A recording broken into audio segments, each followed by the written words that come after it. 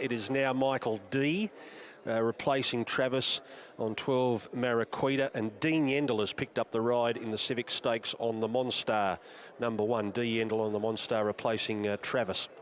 So we're up to race number 6, and we're about to have a look at them in the yard with Lizzie and Duff. And this mounting yard is brought to you by Harvey Norman. The half-yearly clearance is on now. Race in for a deal at Harvey Norman. Pioneering is the first one we look at here. Duff for Chris Waller, and James Innes takes 2 off. Yeah, she's a nice mare. I expected a little bit more from her first up, but that race was 1100 on a heavy track. It was a sprint home. A bit drier today, 1200 metres. If she has any luck from that outside draw, she's looking massive odds to my eye. Yeah, well, as you would imagine, she's made some improvement from her first up performance. Just in her fitness has definitely improved, and she's always had a good coat on her, and she's parading quite nicely. Number 2 is Upscale for Chris Lees and Hugh Bowman. Yeah, not disgraced second up on the heavy track today. Last start, a bit firmer today. Bowman sticks, hard to beat. Yeah, I think she looks fantastic. She did she looked great last start as well, and she ran up to her looks. And there's good money for Upscale too on the official prices here on the screen, 480 into 390. Now we get to Memes, number 3.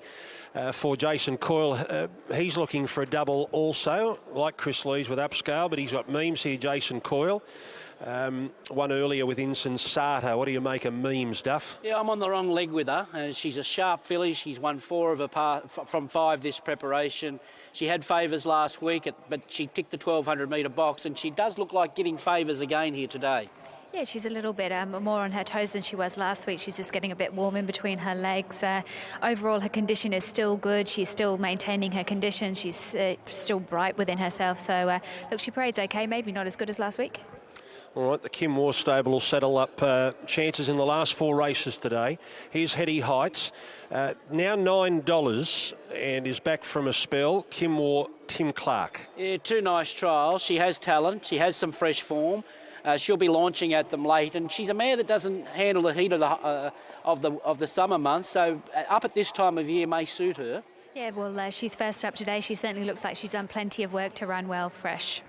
Nudie Rudy, number 5 from the Hawks stable. Kobe Jennings rides. Yeah, 5 weeks since leading and knocking up last time.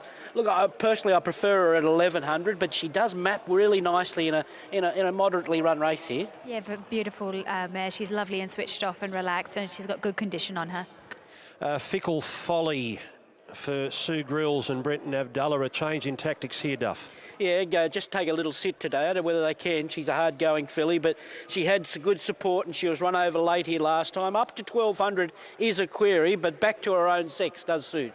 Yeah, she's a little fresh firecracker, isn't she? She can see just going out with the pony there. She's on her toes and ready to get on with it. Might pose a problem if they want to take a sit. Magic Alibi, number 7, Gerald Ryan, Glyn Schofield. Yeah, heavy against and wide no cover first up. Capable of a huge improvement here, although 1200 is a little question mark with her as well. As you would expect, she's taken improvement. She's tightened up nicely. Don't Babble On, last run for Jared McLean on its way up to Moorlambar. It's going to be trained by Matty Dunn up there. It's a 20-1 chance, Don't Babble On. Yeah, soft tracker with a bit of speed. Victorian form is fair. Look, I don't know whether she could beat these on a bit drier track today. Yeah, there's not a great deal of her. She's quite lightly framed. She's turned out nicely enough. Romney's Choice, number 10 for Noel Mayfield, Smith and Brock Ryan. Yeah, she was coming into the race and she had a heavy fall last time. Look, this does look a tough race for her class-wise. She's parading okay. There's nothing wrong with how she looks physically. And the replacement for Wolf Graham on 12 Maraquita is Michael D, the trainer Gerald Ryan. Yeah, look, she's 2 trials are really good. I know she's eligible for easier races. Gee, it's a real shuffly walking thing behind. That might be just her, but she was walking like Charlie Chaplin in the ring. That's how she walks. Yeah, she's always a slight concern when you have a look at her in the yard, and she does sweat a bit as well. She gets a touch stressed, but first up, look, she's done plenty of work. This is her usual practice, the way she paraded. How would you describe your stride, Duff? a bit similar. All right, Kim Moore's got 4 chances to win the day. And Heady Heights is back. Duff was just pointing out how she suffers a bit with the heat, but there's danger of that happening today. No, it should be perfect for her. She does get heat stress very, very badly too, and she had it 3 times last prep, so we tipped her out because we just kept striking hot days every time she was racing or humid days, so it was just a bit too much for her. She looked to trial well. She trialled beautiful and finished the trial off just behind Oxford Poet, and very happy with her. All right. How's Shiraz? Shiraz is great. I thought he ran a great race up at Ipswich a couple of weeks ago, and he just covered a lot of ground and took off very early, and being a tight track just didn't suit him, but I'm really happy with him. Okay, and Oxford Poet, what can we expect from Oxford Poet first up? Well, Poet's got a very big weight today, but look, he's run a place with that sort of weight before, and his 2 trials have been very good. His work's good, and he always gives you 110%. So I still think he's a good each-way chance. Okay, and King Viv will round you out. King Viv's going well, and he's won his last 2, as you know, and then he had a little hiccup. So today, the 1500 should be nice for him. It's a very big field, and there's a lot of chances. So, but I'm happy with him. He trialled nice last week. They all look chances today, don't they? Yeah, I think they're all each-way chances for sure. Hope you get at least one. Thank you. Good on you. Kim Waugh with Heady Heights, a $10 chance on track here, $9 with tab fixed odds. Okay, let's head to Duff and Lizzie and find out what they like here. Duff, you first. Yeah, look, I want to just spec these 2 $10 chances here. I'm 1, 4, 2 and 3. I know a lot's got to go right with the tempo and finding a back to get onto, but I'm expecting dramatic improvement from that mare on screen there. Who's lovely and laid back, pioneering. I want to forgive her that first up run with just the makeup of the race didn't suit her. I think Heady Heights has trialled well enough, and she'll be hitting the line hard here if you can do that. Upscale and Memes are both very, very well fancied and hard in the market here. I'm 1, 4, 2 and 3. Okay, Lizzie, what did you like?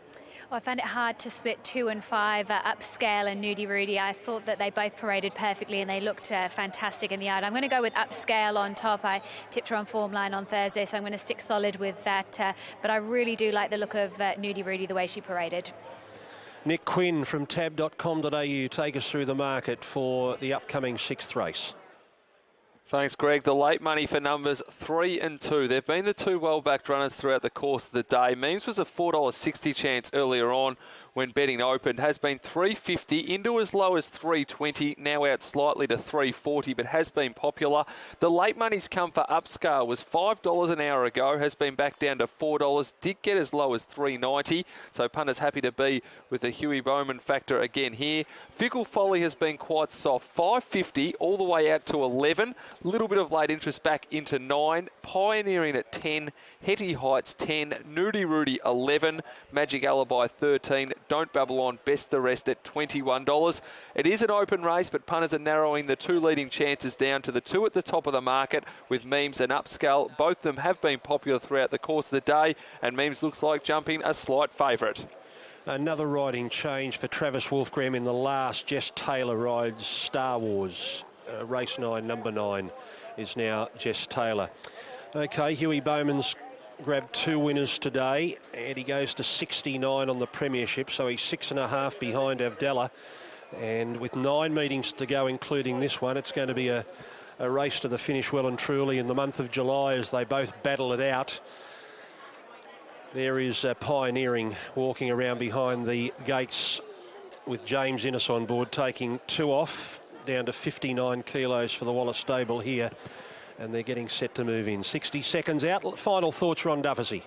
With Fickle Folly trying to be ridden behind the speed, you'd expect Mems and Don't Babble On to go forward here.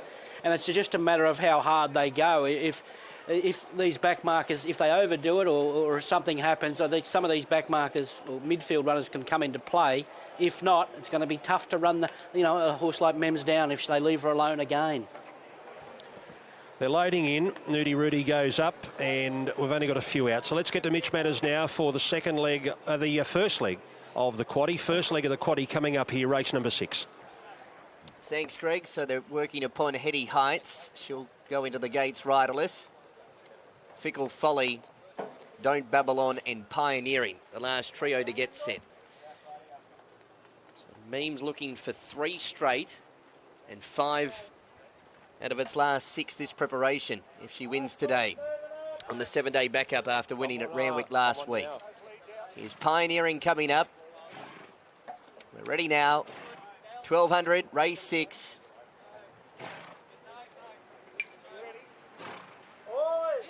Starter has them.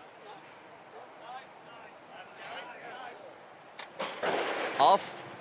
Upscale in the centre of the line, left well with Don't Babble On. Fickle Folly showing speed. Memes is trying to punch through on there inside and hold them all out. So on settling down, it's Don't Babble On 3 out, Fickle Folly the middle, and Memes on the fence. A length and a half away, Nudie Rudy trailing 4th, 2 lengths to Upscale, Romney's Choice.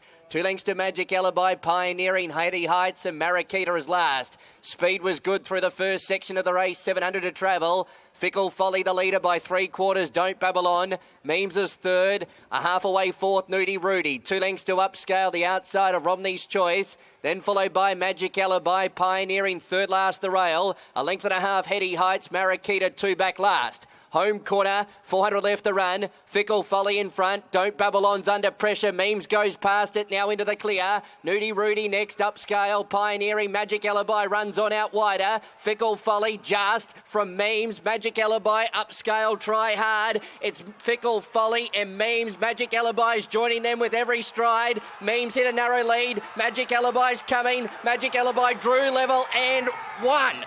Magic Alibi by half a head to Memes. 3rd in a photo. Fickle Folly was weakening. Upscale and Hetty Heights are right up there. Then followed by Romney's Choice, Don't Babble On, Marikita, Nudie Rudy, and Pioneering. Magic Alibi grabs Memes right on the line here. A win for Glyn Schofield and Gerald Ryan. 11.60 and 3.50. Beats Memes. She continues to race well. Found Magic Alibi a touch too good today. There wasn't much in it, but right on the line, pokes his head down and just wins Duff. Yeah, look, a good effort. She was second up there. She had a tough run first up when she was wide, no cover. A little query at her at the 1,200 metres, but no queries today. She gets up and on the line to beat a gallant Memes who fought particularly well. And maybe Hetty Heights has just got there in that last bound to nab 3rd spot from the bunch around those first 2. But they singled out, and Memes didn't get control today, but she was still very, very brave. But she was specced away at that winner and gets the money. Just waiting on all the numbers to go up to make them official. None in the board as yet. And the time, they've run 1:11.32. Now here are the numbers going up. 7 the winner, Magic Alibi, Glyn Schofield and Gerald Ryan. 3 Memes, second Rachel King and Jason Coyle. And 4 Hetty Heights has grabbed 3rd. Just in front of number 6, Fickle Folly. So Hetty Heights, Tim Clark and Kim Moore 3rd. 4th home, number 6, Fickle Folly. And 2 Upscale has run 5th. 7.346. 7.346 after the first leg of the quaddie. And Gerald Ryan's here after the win of Magic Alibi. Second up today, Gerald, and she really wanted to win today. Yeah, we changed a few things around with her. Greg, you know, she's a filly. She used to always race well fresh, and we used to give her 2 trials, and she'd race well fresh, and then wouldn't sort of go right into her preparation. So this time we gave her a jump out and instead of trial, and we ran her first up, and she's improved off it. Her second up form's no good, so I thought, well, I better not go work on her in between runs. So we just kept her fresh and well, and she come on good for it. Perhaps a pair back for her than what I thought she would be, but Glenn's ridden her before, and she knows she's only got that one short, sharp run, and he held her up for it, and 10 yards further, probably on second again. This time of the year, do you aim too high with her? I just go through, and we've aimed high with her a couple of times. We took her up to run in the Magic Millions Mares race, and we took her to Melbourne, and both times she hasn't travelled, she hasn't settled in down there or up in Queensland, so we'll just poke along. And like I said to the boys, this time we just got to win some stake money with her, because she hasn't won for a long time, and she's been stakes place, and get a bit of money in the bank and pay a few bills, and we'll see how she's going when the races get better. Well, she's paid a few today. Yeah, it's good. Well good done. for her. Good on you. Gerald Ryan with Magic Alibi. Let's go over to Lizzie, who's about to catch up with Glyn Schofield. He's just making everything official here. Greg, it's a strong win by Magic Alibi as a Gerald was saying it's Stakes Company last preparation. It was a really strong win, Glenn. It was. The tempo was really strong, and I thought from a softer gate today we might be able to just sort of land a little bit closer, but she can travel a little bit keenly when you fire her up, so I was happy just to let her flop out and just find herself. And then when Huey sort of slotted in front of me, I thought, oh, maybe I should have just held my spot a little bit more, but geez, when she let down, it was because she wasn't asked to do much early on, so there was plenty in the tank there when I needed it. There was a question mark whether she'd run the strong 1200, but she certainly ticked that box today. Yeah, that was why I was reluctant to get her to travel too keenly and travel well in the run, because I needed her just to switch off and find every yard of reserves that she's got, and she only just got there. Good to get a win today. Sure is. Well done. Thank you. There's Glenn Schofield. OK, when we come back to Rosehill, another feature race, the Civic Stakes over 1350, due at 3:05. That's when we'll return here to Rosehill Gardens.